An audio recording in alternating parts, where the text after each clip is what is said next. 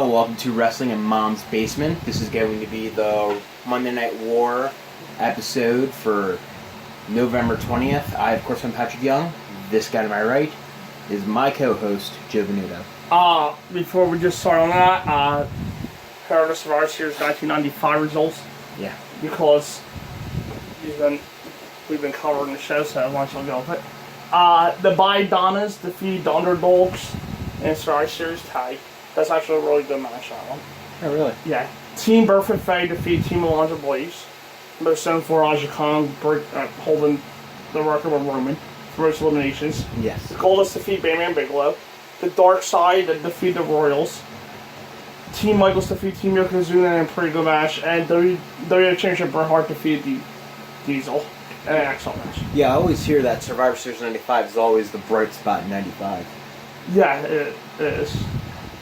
Or SummerSlam. No, SummerSlam was trash. I just watched SummerSlam too. Now he's trash. No, I just watched it. You did? Yeah. Was it trash? Yes. Yeah. See, it was trash. No, there's a couple good matches. Diesel and Mabel. That was a good match. Not hard. Not good. Shawn and Razor. Yeah, there you go. And X-Pac and 1, 2, 3 King Hakushi. And the role takes place on November 29th, 1995. On the Richmond Coliseum in Richmond, Virginia, following Arena of Earth. Things start with from the Bret Hart Diesel Classic. Bret won the belt after playing possum roll. Diesel post-house Diesel later Bret with a jackknife, and there are more recaps of what happened in Star Series for the opener. The 1, 2, 3 kid with Ted DiBiase versus Hakushi. See, that's how I put that out. Yeah. At the Survivor Series, the 1, 2, 3 kid officially joined the $1 Million Corporation. Rode the back, Razor, Roman Coles, and Bam outside Kid Hakushi, Palace of Caroline, they outsmarts him to take advantage. And Vince told Hakushi become Americanized. Because in order to be faced, he can't be his usual Japanese self. Exactly. Apparently. That's just classic Vince. Margin A tries to make a run in. Wanted to get his hands on Kid, but was held out by security. That should probably happen more often. And the commercial break, Kid's control. Hakushi tries to rally, but misses a dropkick. Tilt the roll back, breaker, handspring, elbow, takes the Kid down. Before Hakushi knows a flying headbutt for 2, Hakushi goes on top, but Kid distracts the referee, so DiBiase can knock him off. Kid scores with the spin kick and wins. Yeah, I thought it was a pretty good match. I thought they worked pretty well together. And I thought it was a good way to open up Raw. Yeah, this was on the level of their SummerSlam match. But it's still a good TV match. And the finish did keep Hakushi relatively strong. Yeah. Jurgen Lawler interviews Ken DiBiase after the match. Sully Lawler is a fan of Kid. DiBiase tells about how Kid beats the Underdogs by himself. He was the sole survivor. They also heard Jasmine Marginet, who comes out to confront him. Psycho Sinner Reigns basically plays bodyguard to Kid. They both put the boots to Mari before Sid Powell's on the outside. In Your House report, it's so early, so Doc Hendricks has brought us information. It does happen on December 17th, clear pay-per-view provider. And the main event, we'll see Bret Hart defend the Day Championship against British Bulldog. And they were sure to bring a Bulldogs win over Bret at SummerSlam 92. Hershey, where this pay-per-view took place, is much smaller than Wembley. Yeah. And on a lesser note, Triple H will face Henry Godwin in an Arkansas Hog match. Yep, that goes on to be famous. During this report, Diesel arrived at the arena. Side versus Skip with Sonny. Skip attacks him for the bell with only one strike on his singlet pulled up for some reason. Skip hit a nice kick and ducks one from Salvio, who then slingshots him in the corner. We're about 2 minutes in when Diesel casually strolls to the ring. Skip bumps him into the outside and gets shoved to the floor. Yeah, the match was decent enough for the 2 minutes that it had. But obviously, the big story they need to get across is Diesel and his new attitude. Yeah, Diesel stops the match because what he has to say is more important. He declines to apologize to his fans and Bret Hart for his actions last night. He wondered if he would be able to get any sleep at the right den. For the first time in a year, he slept like a baby. Diesel sits himself down in non-corporate puppet that Vince created. He says that the night after he won the W title, he was in Titan Towers and they told him they needed him to be more politically correct and smile more. I think this might be the first time that Vince was addressed as soul of actual authority on television, I think. I think you're right, yeah. Diesel will only give high fives to fans wearing his trademark black glove. Big Daddy Cool's back. He left to the back and he told Shawn Michaels. I think having tweener Diesel with a babyface HBK is an interesting way to go. Yeah. I wonder where it ends up. Yeah. Next week, Undertaker goes one-on-one with Kama. And we're back to basics. Yep. Well, Brother Love returns to interview Bret Hart. Owen Hart with Jim Cornette and Mr. Fuji versus Shawn Michaels. As usual, between the two men, the stars started fast-paced.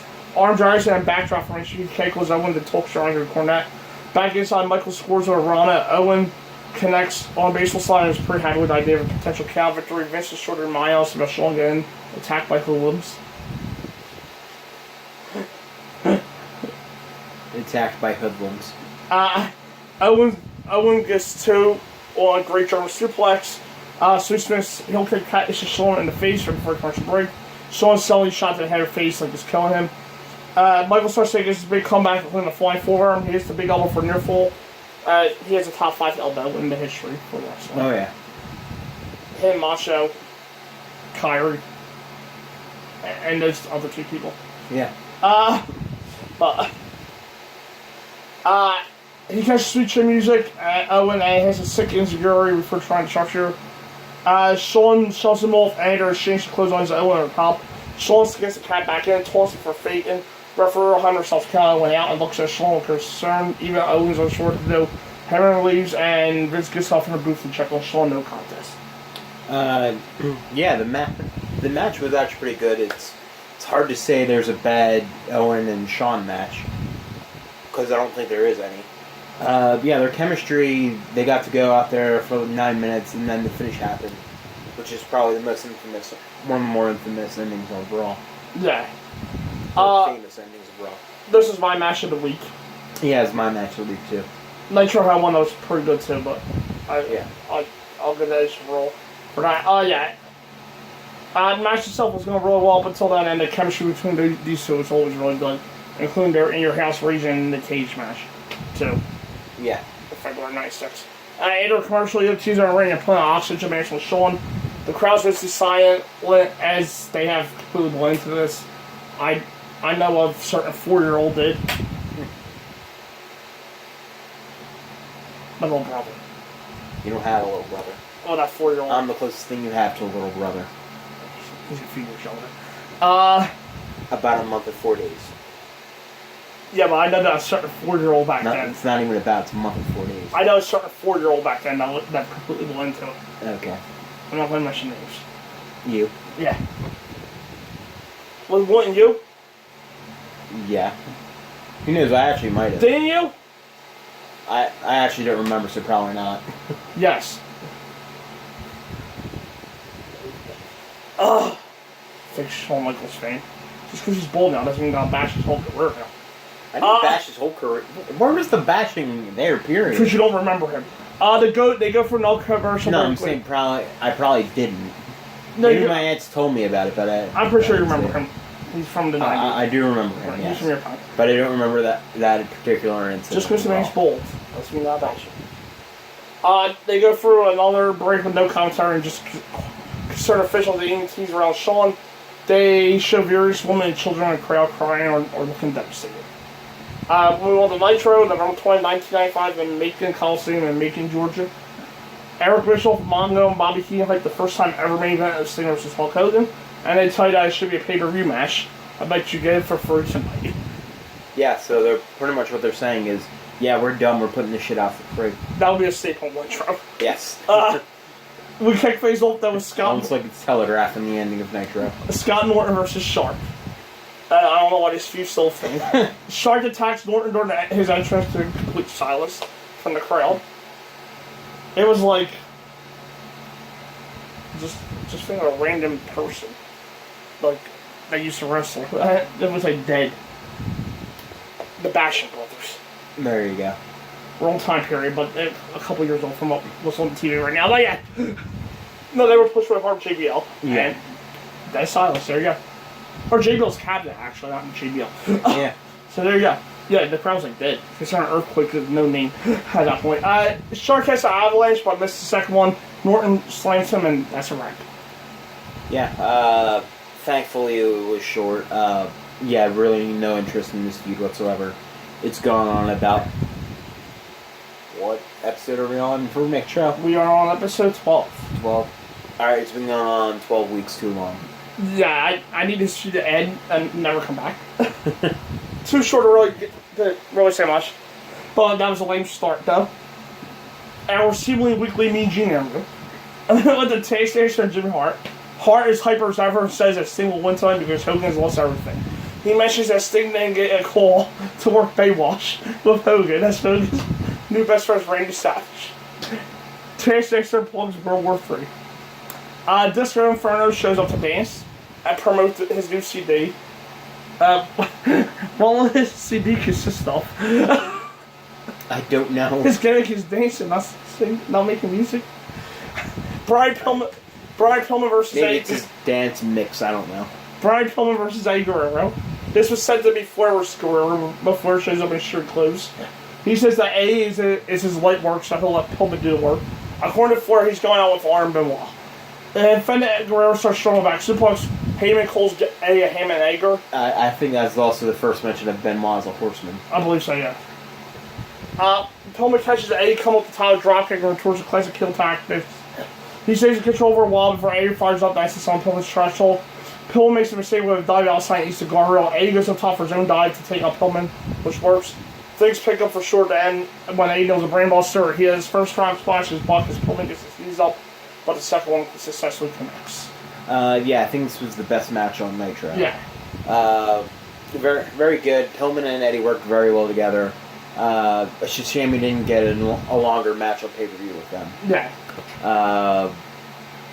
But we get this 7-8 minutes. 6 minutes and 27 seconds. We get that 6 minutes with them, which was very good and a bright spot on Nitro. Yeah, first of all, Eddie's stealing the show on nearly every Nitro that he's been on. Yeah. Surprisingly. Not really all that surprising. I'm surprised that you can make an argument that Eddie was the best wrestler from WCW.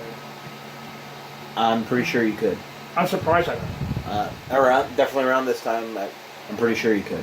It was a really good sprint with some big offense. I will, like I said, love a bigger match down the line between them.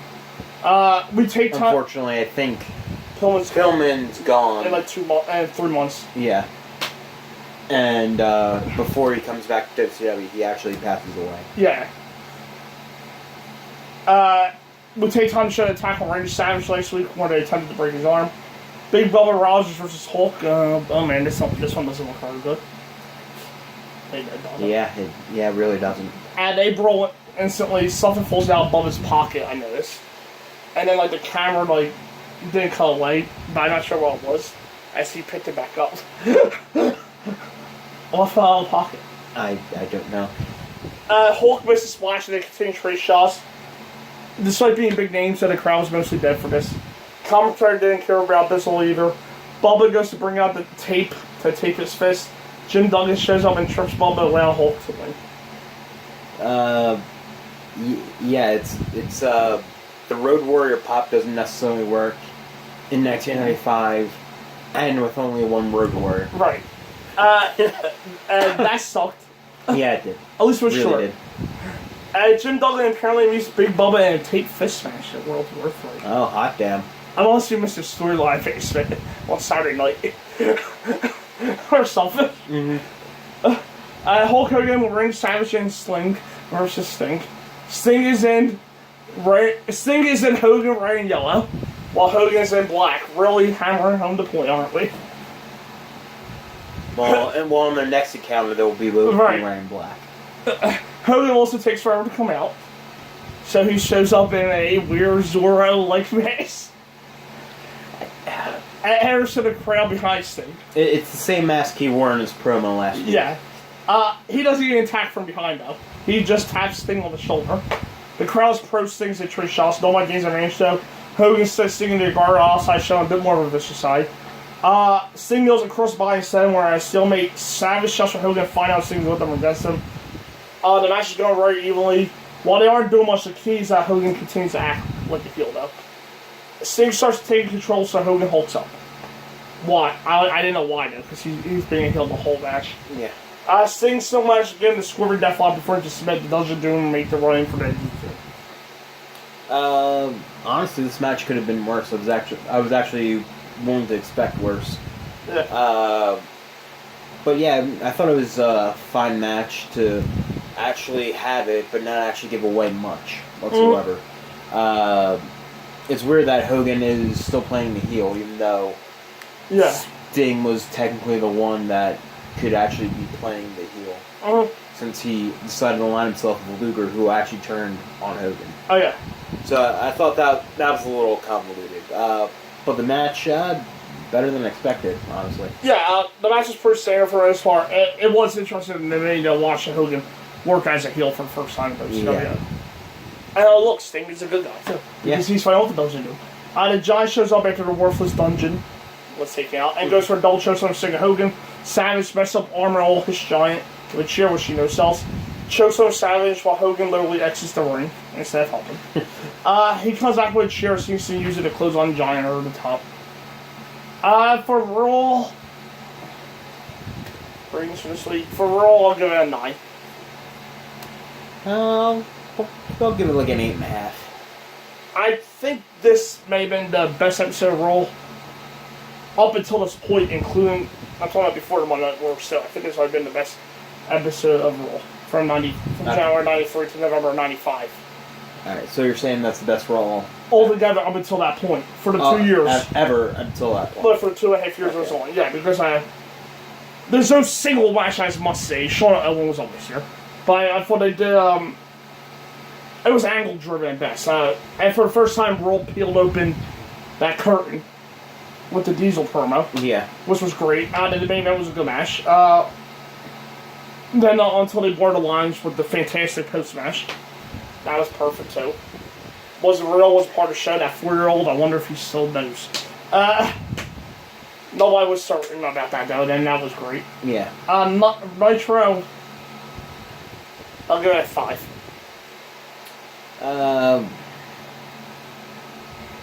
I'll give it a 4. It was pretty bad, minus like Eddie and Pillman, and Sting and Hogan was better than expected, but not anything great or good. It was a middle of shit. It was a middle of episode. Nitro. Sting and Hogan was a massive main event, but under-delivered. Yeah. Severely comparable. Telegraphing the future of WCW there again too. Yeah. They built towards World War III pretty well. No. And continued the intrigue of the Hogan, Sting, Savage, Luger story. And A was really good then. Considering to be one of the best things about Nitro. The Bubba and Hulk match and the, what was that match? Morton and Shark matches that pretty much sucked days. And did nothing for me. We'll be back next Sunday with Monday Night War week. Episode 137 and episode 213, respectively. Over on Nitro. Episodes November 27th, 1985. Can Roll keep the nice 4-1 main again, and can Roll keep the streak going? It's the rare time that Roll won on this. It's like the third time, I think.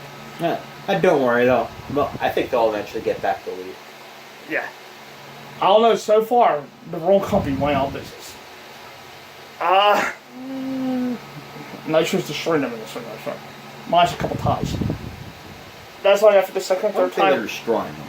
That's why I think they're winning week to week so far. But out of 12, that's only like the second or third time we had Nitro win. I mean, Roll win. They're kind of destroying them. And we're only at 12. Yeah. And there were like 3 weeks. Should we be watching WCW Monday? I think there were like 3 weeks where like, yeah, it was pretty much even. Should we be watching WCW Monday Nitro tonight? Because it's being filmed on Monday instead of Raw. I'm actually curious though, is there ever actually a good Raw and a good Nitro on the same night together? Yeah, because even the nights where we tied them, they weren't good. No. There's never been a good and good. It's a blowout. I don't think I actually ever gave both like a 7.5 or above or above on the same. I don't think I ever gave either 6 or above. Yeah.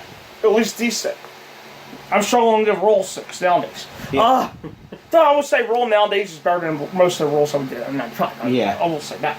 But the question is, should we be watching Nitro on Monday nights while we film this and not Roll? Right now, it seems like we should be. That's the question. But you know what, though? With the way Roll's current direction... Bring that comment up again in 6 years. But if Roll's current direction, though, it is like Monday night. Sorry, you're not even have to wait that long. 4 years. In Raw's current direction though right now, it is like Monday Nitro. Look who's at the top of the card. Yeah. The retirement home. Yeah. But you'll get that taken in Q&A. So let's see that. See you then.